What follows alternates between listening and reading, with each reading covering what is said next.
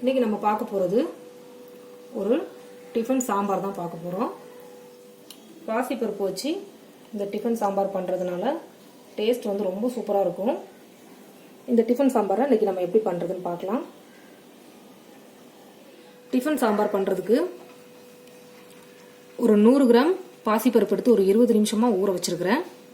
ஒரு 3 பெரிய தக்காளி எடுத்துருக்கிறேன், 3 கத்திரிக்காய் எடுத்துருக்கிறேன், 2 பெரிய வெங்காயம், காரத்துக்கு ஒரு 4 பச்சை மிளகா. ஃபஸ்ட்டு பாசிப்பருப்பு எடுத்து குக்கரில் போடுறேன்.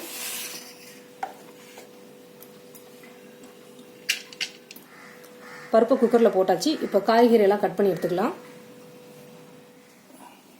இப்போ காயெல்லாம் கட் பண்ணியாச்சு. கத்திரிக்காயெல்லாம் இந்த மாதிரி சின்ன சின்ன சைஸில் கட் பண்ணி எடுத்துக்கணும். அதே மாதிரி தான் வெங்காயம், தக்காளி எல்லாத்தையும் கட் பண்ணி எடுத்தாச்சு. இப்போ நம்ம வந்து பருப்பில் இந்த காயெல்லாம் போட்டுடலாம்.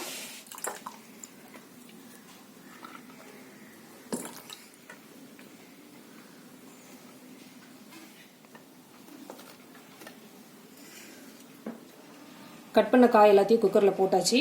இப்போ ஒரு 1/2 ஸ்பூன் மஞ்சள் பொடி போடுறேன், கொஞ்சமாக பெருங்காயத்தூள் போடுறேன். அடுத்து பருப்பு ஊற வச்சுருந்த அந்த தண்ணி இருக்குல்ல, அதை வந்து ஒரு டம்ளர் ஊற்றுறேன். அவ்வளோதான். இப்போ குக்கரை மூடி வச்சிடலாம். ஸ்டவ் ஆன் பண்ணி குக்கர் வச்சாச்சு. கரெக்டாக ஒரு 6 விசில் வர வரைக்கும் வெயிட் பண்ணலாம்.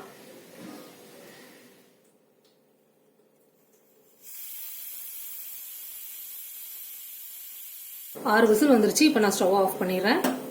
குக்கரில் ப்ரெஷர் போகட்டும், அது வரைக்கும் வெயிட் பண்ணலாம். குக்கரில் ப்ரெஷர் போயிடுச்சு. இப்போ மூடி ஓப்பன் பண்ணலாம்.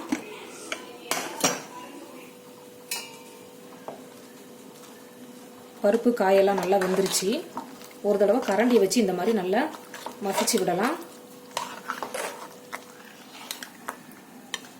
இப்போ இதை வந்து நான் ஒரு பெரிய பாத்திரத்துக்கு மாற்றிக்கிறேன்.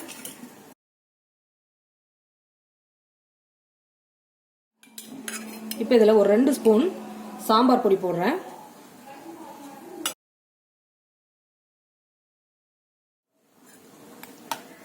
சாம்பார் பொடி போட்டு நல்லா மிக்ஸ் பண்ணியாச்சு. இப்போ நம்ம சாம்பாருக்கு தேவையான தண்ணி ஊற்றிக்கலாம்.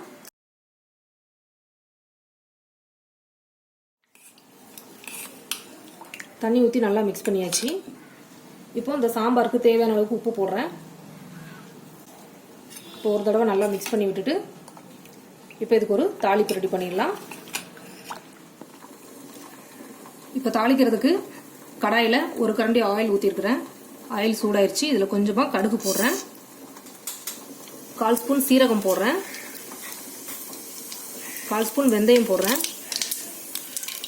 அடுத்து ஒரு 3 காஞ்ச மிளகாய் போடுறேன், கொஞ்சமாக கருவேப்பிலை போடுறேன். இப்போ இந்த தாளிப்பு எடுத்து அப்படியே சாம்பாரில் ஊற்றிடலாம்.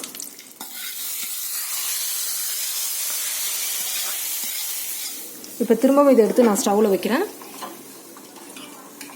ஒரு கொதி வந்தோடனே நம்ம ஸ்டவ் ஆஃப் பண்ணிட வேண்டியதுதான். சாம்பார் நல்லா கொதிச்சிட்டு இருக்குது. இப்போ கடைசியாக கொஞ்சமாக கொத்தமல்லி இலை போடுறேன். சாம்பார் ரெடி ஆயிடுச்சு. நான் இப்போ ஸ்டவ் ஆஃப் பண்ணிடுறேன். சூப்பரான டிஃபன் சாம்பார் ரெடி ஆயிடுச்சு. பாசிப்பருப்பில் பண்ணுற இந்த டிஃபன் சாம்பார் வந்து டேஸ்ட் ரொம்ப ரொம்ப சூப்பராக இருக்கும். கண்டிப்பாக இதை ட்ரை பண்ணுங்கள். இந்த வீடியோ பிடிச்சிருந்து மறக்காமல் லைக் பண்ணி, ஷேர் பண்ணி, கமெண்ட்ஸ் பண்ணுங்கள். இது வரைக்கும் நம்ம சேனல் நீங்கள் சப்ஸ்கிரைப் பண்ணலன்னா மறக்காமல் சப்ஸ்கிரைப் பண்ணுங்கள்.